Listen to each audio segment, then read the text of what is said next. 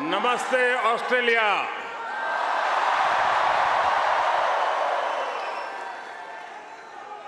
Australia के प्रधानमंत्री और मेरे प्रिय मित्र his excellency Albanese,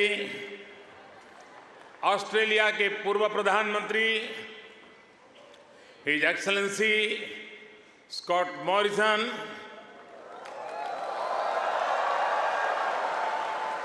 new South Wales के premier Chris Minns, foreign minister Penny Wong, communication minister Michelle Rowland,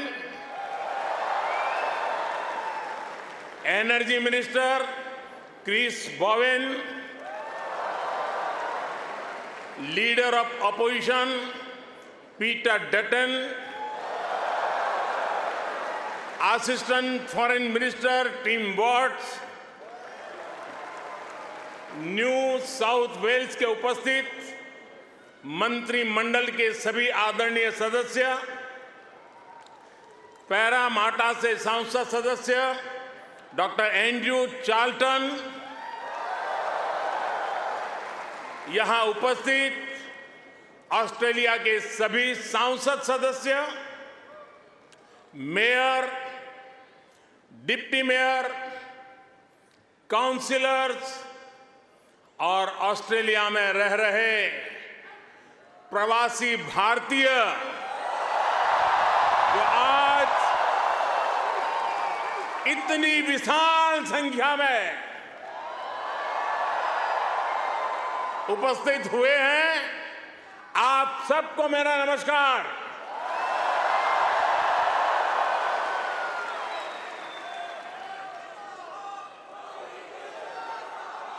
First of all, I acknowledge the traditional custodians of the lands that we are meeting here on today. I pay my respect to their elders, past, present, and emerging. I also celebrate all First Nations people who may be with us today. Friends, मैं जब 2014 में आया था तो आपसे एक वादा किया था। वादा ये था कि आपको फिर भारत के किसी प्रधानमंत्री का 28 साल तक इंतजार नहीं करना पड़ेगा।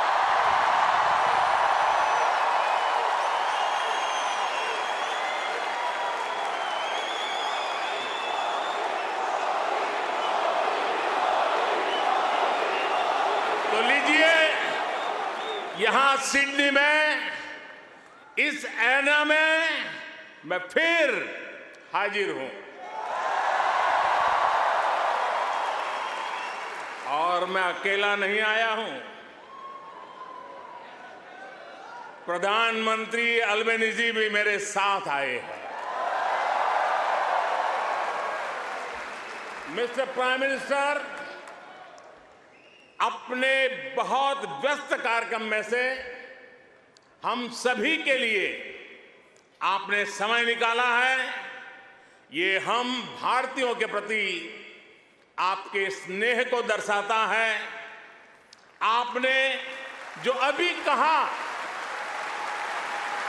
वो दिखाता है कि ऑस्ट्रेलिया के मन में भारत के प्रति कितना प्रेम है। इसी वर्ष मुझे प्रधानमंत्री जी का भारत की धरती पर अहमदाबाद में स्वागत करने का अवसर मिला था।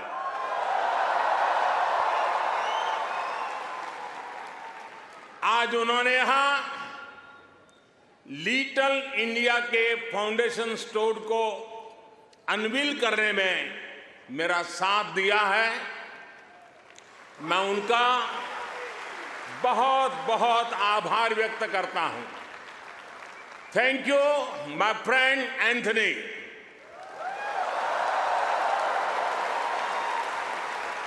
ये लिटिल इंडिया ऑस्ट्रेलिया के विकास में भारतीय समुदाय के योगदान का भी एक रिकॉग्निशन है। मैं न्यू साउथ वेल्स के प्रीमियर, पैरामाटा शहर के मेयर, डिप्टी मेयर और काउंसिलर्स को इस विशेष सम्मान के लिए धन्यवाद देना चाहता हूं।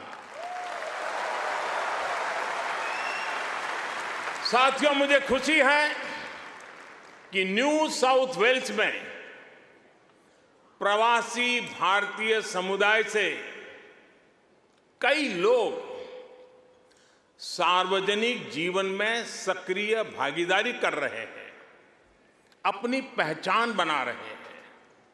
वर्तमान न्यू साउथ वेल्स की सरकार में डिप्टी प्रीमियर, प्रूकार, ट्रेजरर डेनियल मुखी बड़ा कंट्रीब्यूशन कर रहे हैं। और कल ही भाई समीर पांडे पैरामाटा के लॉर्ड मेयर चुने गए हैं। मैं सबका अभिनंदन करता हूं, बहुत बहुत बधाई देता हूं। साथियों, आज जब पैरामाटा में यह सब हो रहा है, तभी ये जानकारी भी आई है कि पश्चिमी ऑस्ट्रेलिया के पर्थ शहर में भारतीय सैनिक नयन सिंह सैलानी के नाम पर सैलानी एवेन्यू बनाया गया है। उन्होंने पहले विश्व युद्ध में ऑस्ट्रेलिया की फौज के लिए लड़ते हुए वीर गति प्राप्त की थी। इस सम्मान के लिए मैं पश्चिमी ऑस्ट्रेलिया के नेतृत्व का आदरपूर्वक अभिनंदन करता हूं। साथियों, एक समय था जब कहा जाता था कि भारत ऑस्ट्रेलिया के संबंधों को 3C डिफाइन करते हैं। ऐसा पहले कहा जाता था। ये कौन से 3C हैं? कॉमनवेल्थ, क्रिकेट और करी।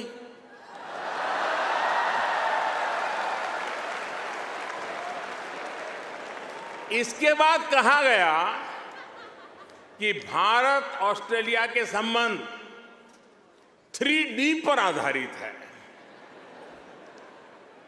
डेमोक्रेसी, डायस्पोरा और दोस्ती।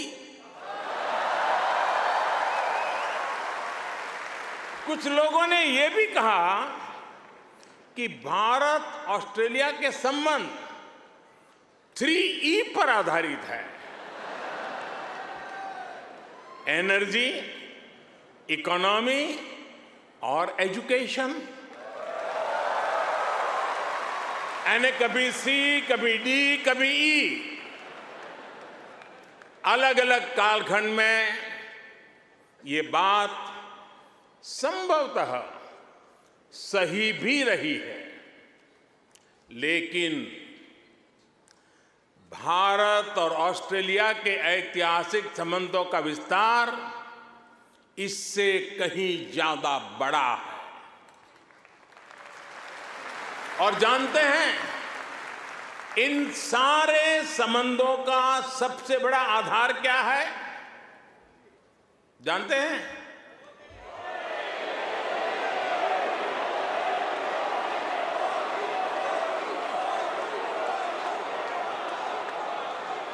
जी नहीं, सबसे बड़ा आधार है म्यूचुअल ट्रस्ट और म्यूचुअल रिस्पेक्ट।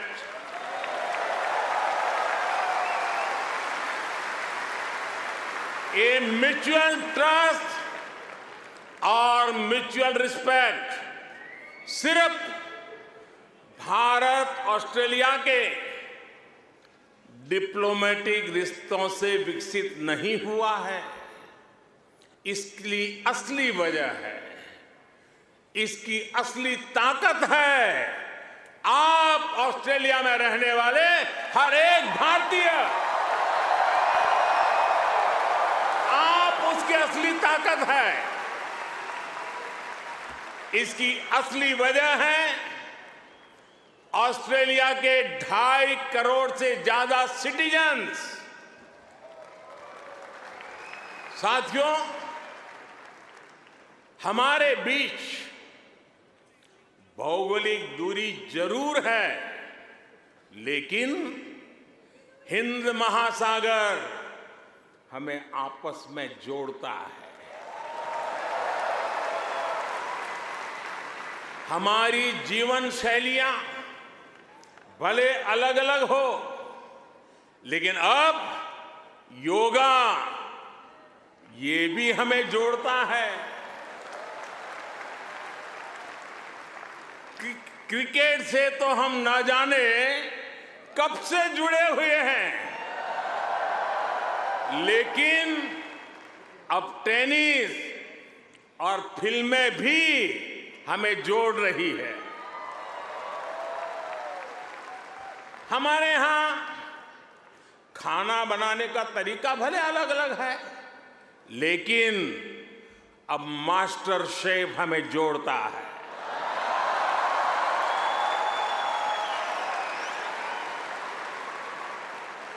हमारे यहां पर्व त्योहार भले अलग अलग मनाए जाते हैं, लेकिन हम जुड़े हुए हैं दिवाली की रौनक से, बैसाखी के जश्न से।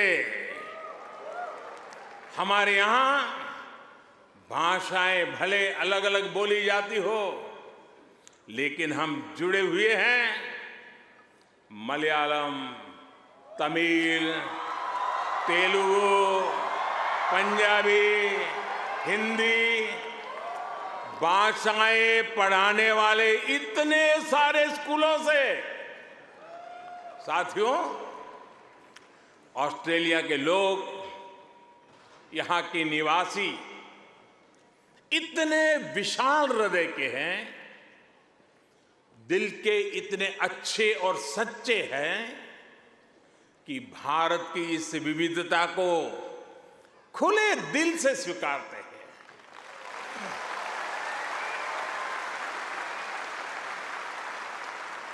और यही वजह है कि पैरामाटा स्क्वायर किसी के लिए परमात्मा चौक बन जाता है।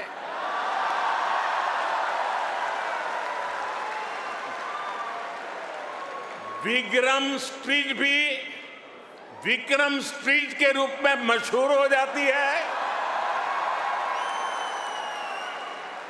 और हैरिस पार्क कई लोगों के लिए हरीश पार्क हो जाता है।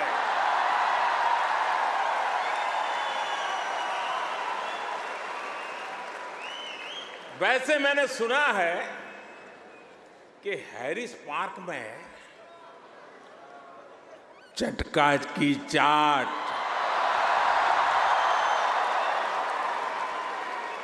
जयपुर स्वीट्स की जलेबी, उसका तो कोई जवाब ही नहीं है। मेरी आप सबसे रिक्वेस्ट है, आप लोग कभी मेरे मित्र पीएम एल्बनीज़ी को भी वहां जरूर ले जाइएगा। और साथियों, जब खाने की बात चली है और चाट की बात चली है, तो लखनऊ का नाम आना भी स्वाभाविक ही है। मैंने सुना है सिडनी के पास लखनऊ नाम की जगह भी है, लेकिन मुझे पता नहीं वहां भी चाट मिलती है क्या। अच्छा, यहां भी तो शायद दिल्ली के पास वाले लखनऊ के लोग होंगे ही होंगे, है क्या? वाह, वाकई Delhi street, Bombay street, Kashmir Avenue, Malabar Avenue जैसी कितनी ही सड़कें यहां ऑस्ट्रेलिया में आपको भारत से जोड़े रखती है। मुझे बताया गया कि अब तो ग्रेटर सिडनी में इंडिया परेड भी शुरू होने जा रही है। मुझे जानकर भी बहुत अच्छा लगा कि हाँ, आप सबने आजादी का अमृत महोत्सव भी बहुत धूमधाम से मनाया है। यहां की कई सारी सिटी काउंसिल्स में बहुत सारे कार्यक्रम किए गए हैं। सिडनी ओपेरा हाउस जब तिरंगे की रोशनी से सराबोर हुआ तो यहां हर भारतीय का दिल खुश हो गया। हिंदुस्तान में भी जय जयकार हो रहा था। और इसके लिए मैं न्यू साउथ वेल्स गवर्नमेंट का विशेष तौर पर आभार व्यक्त करता हूं। साथियों, हमारे क्रिकेट के रिश्तों को भी 75 वर्ष पूरे हो गए हैं।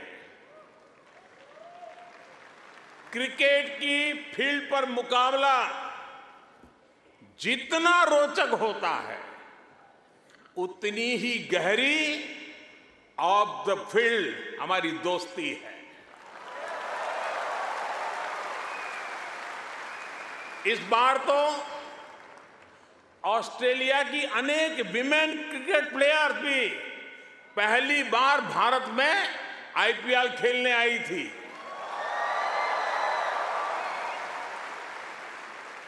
और साथियों, ऐसा नहीं है कि हम सिर्फ सुख के ही साथी हैं। अच्छा दोस्त तो सुख का तो साथी होता है, दुख का भी साथी होता है।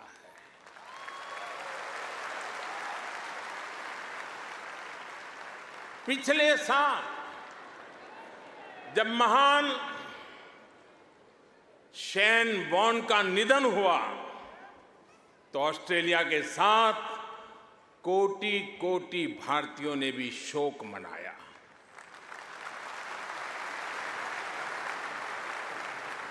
ये ऐसा था जैसे हमने अपना कोई खो दिया है। साथियों, आप सभी यहां ऑस्ट्रेलिया में हैं, यहां के विकास को देख रहे हैं। आप सभी का एक सपना रहा है कि हमारा भारत भी विकसित राष्ट्र बने।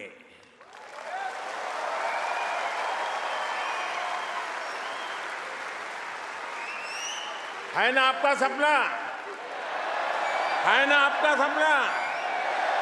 है ना आपका सपना?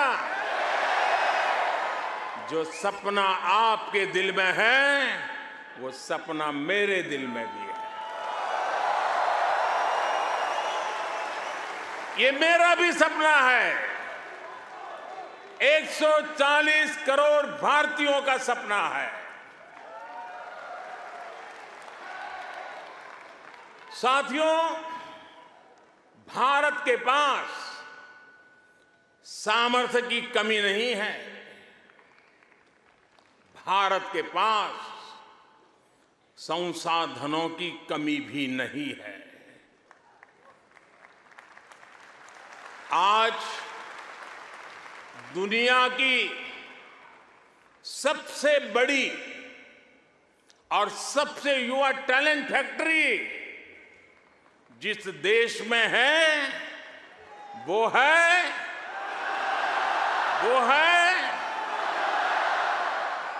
सही जवाब दे रहे हैं आप, वो है इंडिया।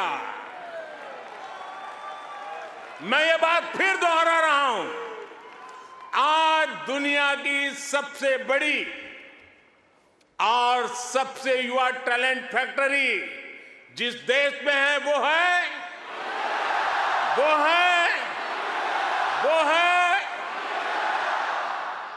और अब मैं आपके सामने ऐसे ही कुछ फैक्ट रखूंगा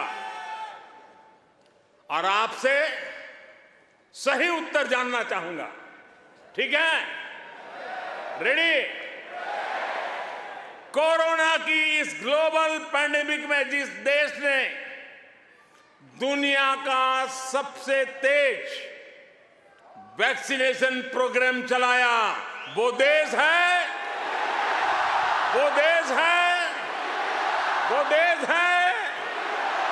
आज जो देश दुनिया की फास्टेस्ट ग्रोइंग लार्ज इकोनॉमी है, वो है।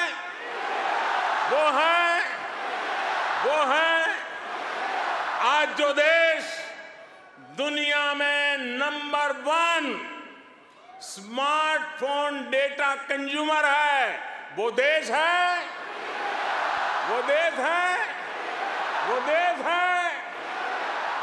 आज जो देश फिनटेक एडॉप्शन रेट में नंबर 1 है, वो देश है।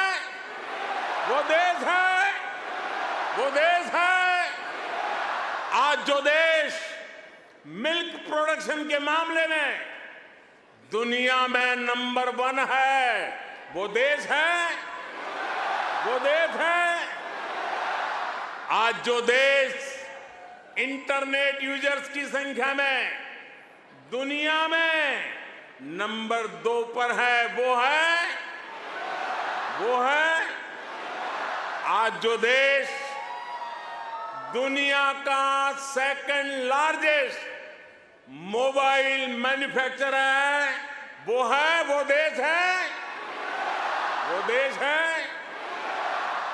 आज जो देश rice, wheat, sugarcane production के मामले में दुनिया में नंबर 2 पर है, वो है। आज जो देश फ्रूट और वेजिटेबल प्रोडक्शन में दुनिया में नंबर 2 पर है, वो है। आज जिस देश में दुनिया का तीसरा सबसे बड़ा स्टार्टअप इकोसिस्टम है, वो है। दुनिया का तीसरा सबसे बड़ा ऑटोमोबाइल मार्केट जिस देश में है, वो देश है। दुनिया का तीसरा सबसे बड़ा सिविल एविएशन मार्केट जिस देश में है, वो देश है। और अब जो देश अगले 25 साल में विकसित होने के लक्ष्य के साथ आगे बढ़ रहा है, वो देश है। साथियों, आज IMF भारत को ग्लोबल इकोनॉमी का ब्राइट स्पॉट मानता है।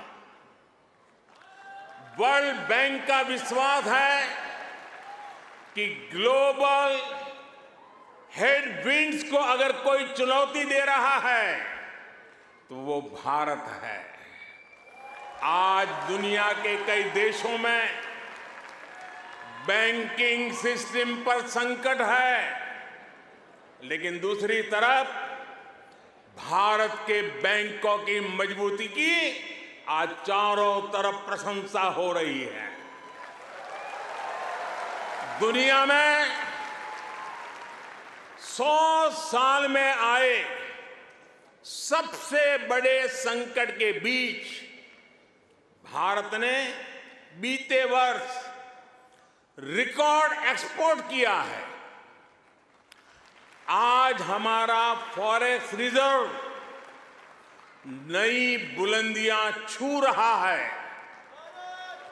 फ्रेंड्स,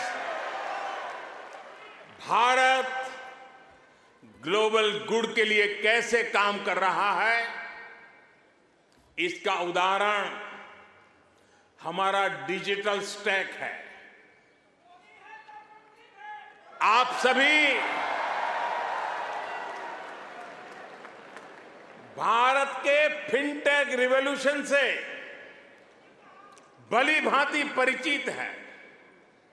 आपको याद होगा, जब मैं 2014 में यहां आया था, तब मैंने आपसे एक सपना साझा किया था। मेरा वो सपना था कि भारत में गरीब से गरीब का अपना बैंक खाता हो।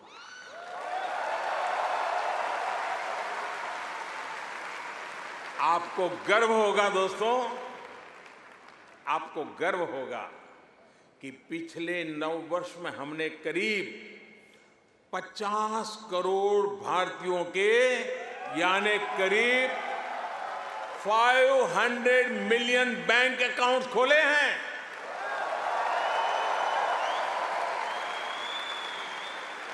और सिर्फ बैंक अकाउंट खोलना ही हमारी सफलता, हम वहां अटकते नहीं हैं। इसने भारत में पब्लिक सर्विस डिलीवरी के पूरे इकोसिस्टम को ट्रांसफॉर्म कर दिया है। हमने Jan Dhan bank account, mobile phone और आधार आईडी की एक जैम ट्रिनिटी, JAM ट्रिनिटी बनाई है। आप सोचिए, इसे एक क्लिक पर करोड़ों करोड़ों देशवासियों तक डायरेक्ट बेनिफिट ट्रांसफर DBT संभव हुआ। और आपको और खुशी होगी, बीते 9 वर्षों में, यह आंकड़ा भी आपको बहुत आनंद देगा, बीते 9 वर्षों में 28 लाख करोड़ रुपए यानी 500 बिलियन ऑस्ट्रेलियन डॉलर से भी ज्यादा सीधे जरूरतमंदों के बैंक अकाउंट में भेजे गए हैं।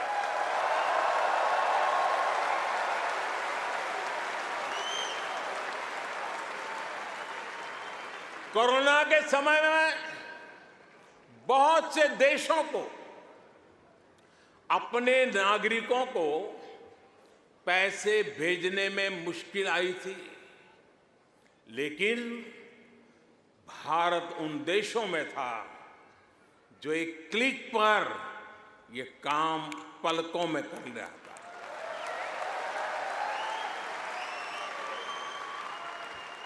यूनिवर्सल पब्लिक इंटरफेस यानी UPI ने भारत में फाइनेंशियल इंक्लूजन को नई ऊंचाई पर पहुंचा दिया है। आज दुनिया के 40% रियल टाइम डिजिटल पेमेंट्स अकेले भारत में होते हैं।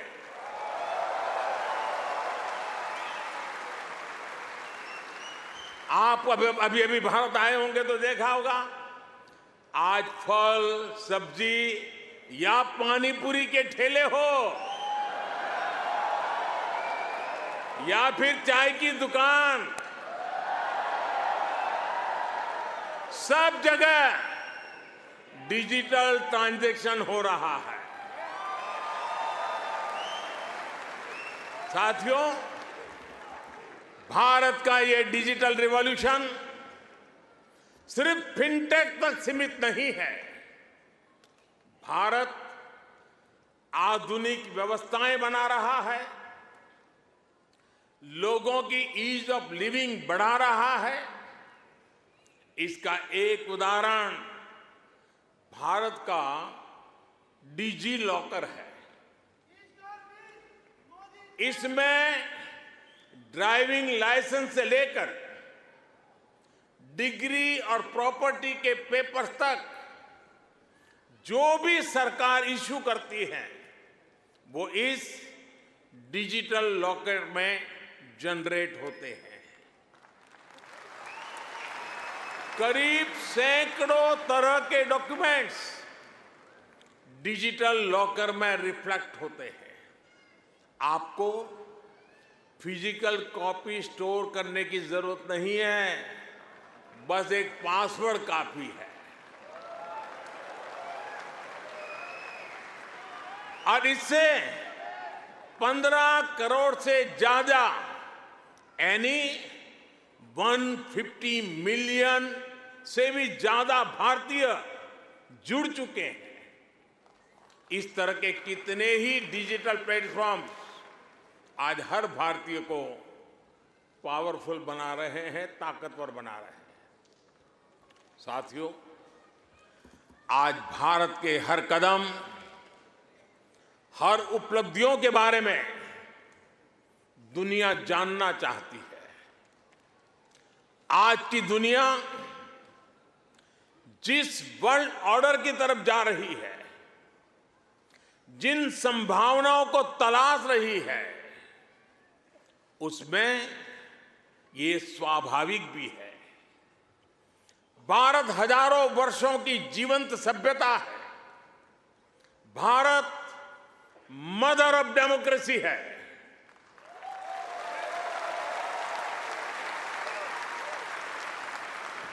हमने समय के अनुसार खुद को ढाला है, लेकिन अपने मूल सिद्धांतों पर, फंडामेंटल्स पर हमेशा टिके रहे हैं। हम राष्ट्र को भी एक परिवार के रूप में देखते हैं और विश्व को भी एक परिवार मानते हैं। वसुधैव कुटुंबकम।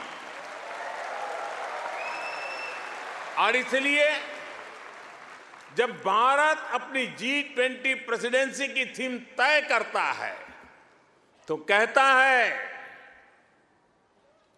अपने आदर्शों को जीने का उसका स्वभाव देखिए। G20 प्रेसिडेंसी में भारत कहता है one earth, one family, one future.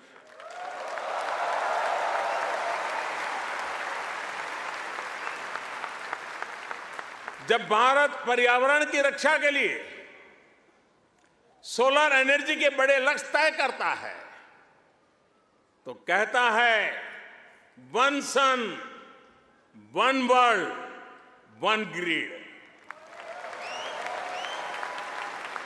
जब भारत वैश्विक समुदाय के स्वस्थ रहने की कामना करता है तो कहता है one earth, one health. Bharat वो देश है जिसने कोरोना के संकट में दुनिया के 150 से ज्यादा देशों को उस संकट की घड़ी में दवाइयां भेजी। भारत वो देश है जिसने 100 से अधिक देशों को मुफ्त वैक्सीन भेजकर करोड़ों करोड़ों लोगों का जीवन बचाया। कोरोना के समय में आपने भी यहां जिस सेवा भावना से काम किया वही हमारी संस्कृति की विशेषता है।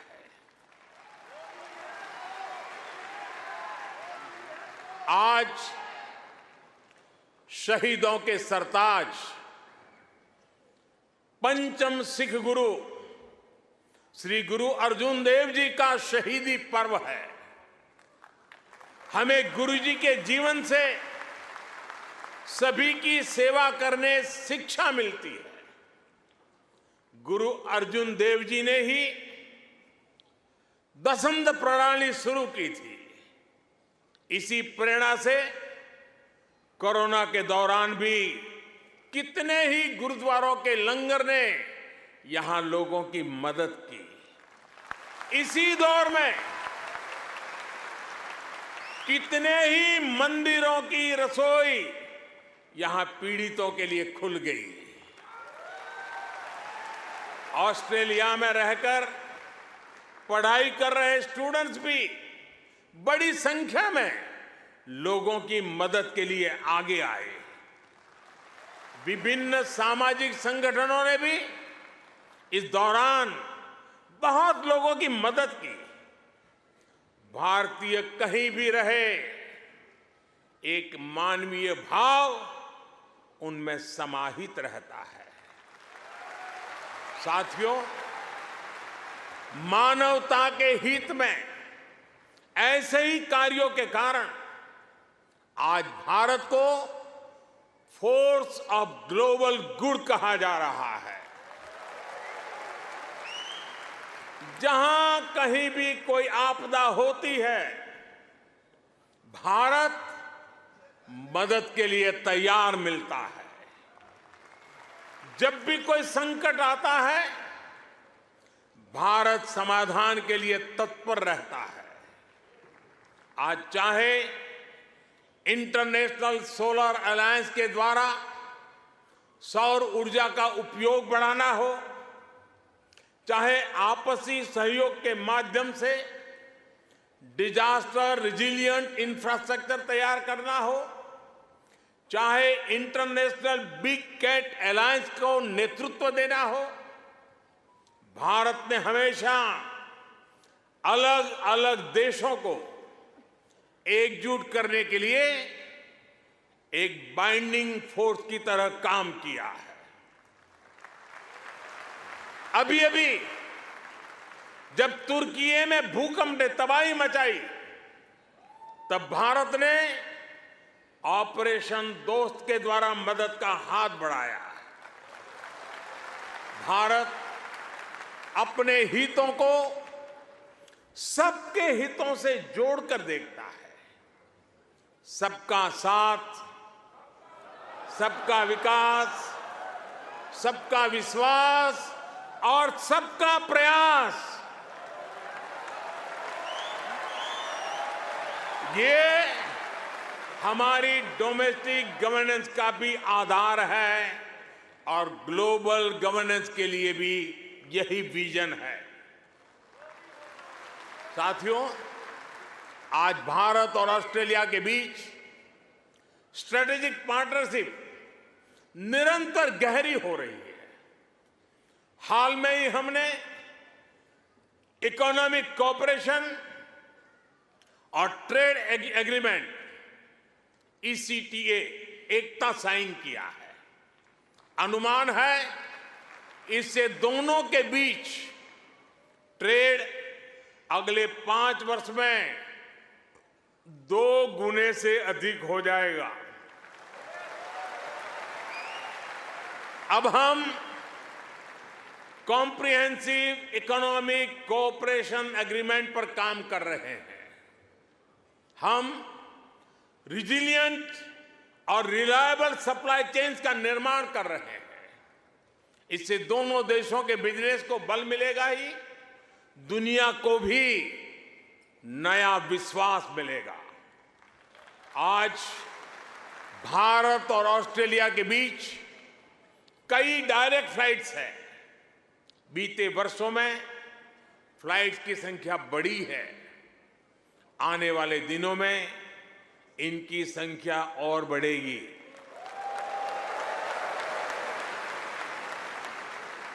एक दूसरे की डिग्रियों को मान्यता देने को लेकर भी दोनों देश आगे बढ़े हैं और इससे हमारे स्टूडेंट्स को बहुत लाभ होगा। Migration and mobility partnership agreement पर भी सहमति बनी है। इससे हमारे स्किल्ड प्रोफेशनल्स के लिए ऑस्ट्रेलिया आना और यहां काम करना आसान होगा।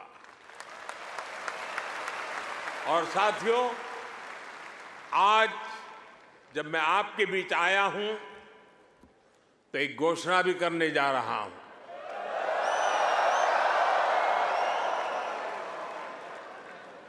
ब्रिस्बेन में भारतीय समुदाय की बहुत समय से जो मांग थी, अब उसे पूरा किया जाएगा। जल्द ही ब्रिस्बेन में भारत का एक नया कॉन्सुलेट खोला जाएगा।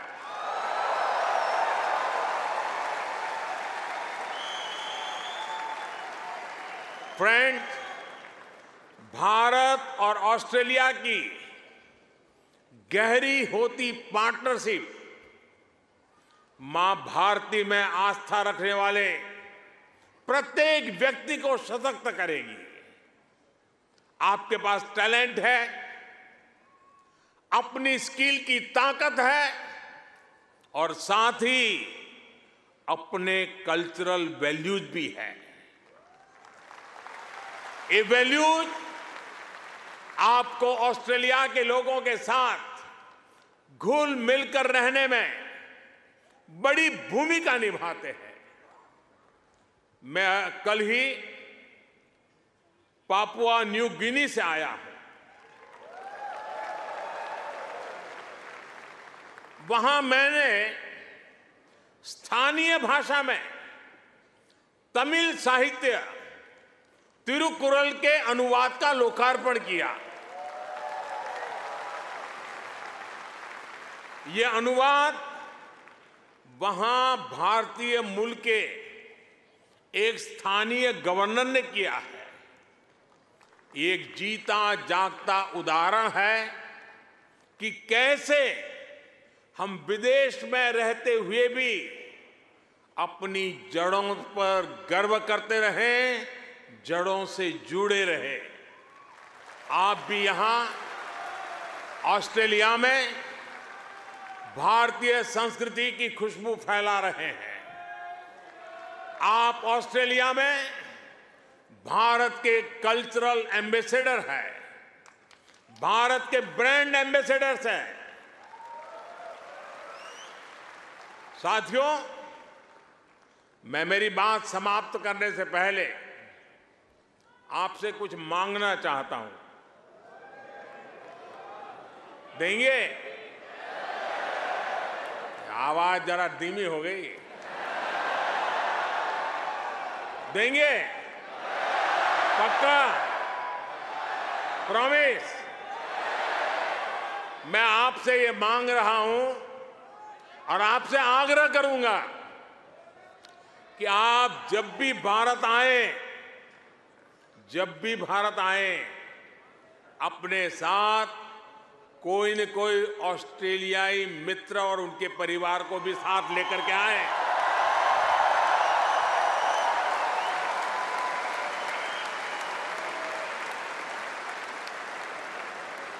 इससे उन्हें भारत को समझने का, जानने का और ज्यादा बेहतर मौका मिलेगा। आप इतनी बड़ी तादाद में आए, लंबे अरसे के बाद आपको मिलने का मौका मिला। आप सब बहुत स्वस्थ रहिए, खुश रहिए, आनंद से रहिए। एक बार फिर से आप सभी का बहुत बहुत धन्यवाद।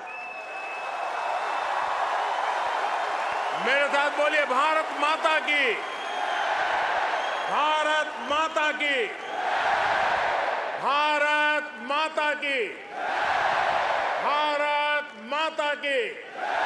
बहुत बहुत धन्यवाद।